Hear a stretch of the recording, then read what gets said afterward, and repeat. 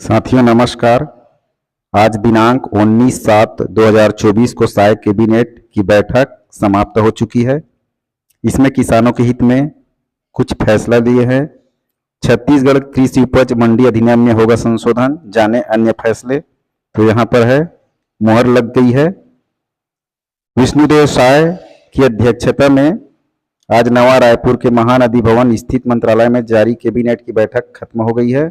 बैठक में कई अहम फैसले लिए गए हैं। मंत्रिपरिषद की बैठक में किसानों को उनकी उपज का अधिकतम मूल्य दिलाने के उद्देश्य से छत्तीसगढ़ कृषि उपज मंडी अधिनियम में संशोधन किए जाने का निर्णय लिया गया है।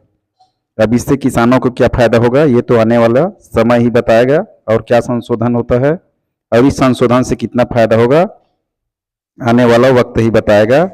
यहाँ पर लिखा है हेडिंग में, साय सरकार का किसानों के हित में एक और बड़ा फैसला।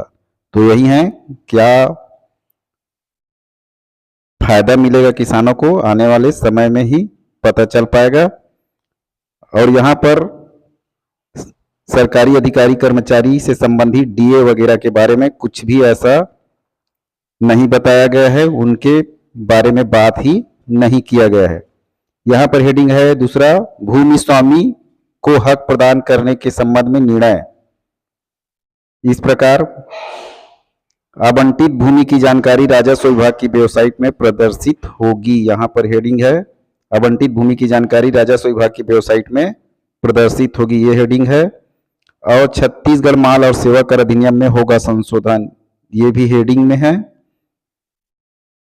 इसके अलावा है, छत्तीसगढ़ लोक सेवा आयोग का 22वां वार्षिक प्रतिवेदन भी प्रस्तुत किया जाना है, जिसके लिए सामान्य प्रशासन विभाग को अधिकृत कर दिया गया है। इस प्रकार यह निर्णय आज छत्तीसगढ़ के कैबिनेट बैठक में लिया गया है और सरकारी कर्मचारियों के लिए सिर्फ यह झुनझुना बनकर रह गया है। इस प्रकार चैनल में बने रहिए, लाइक सब्सक्राइब शेयर करें और बेल आइकन को दबा के रखें ताकि सभी प्रकार की नोटिफिकेशन आप तक पहुंच सके और जानकारी तत्काल मिल सके। धन्यवाद।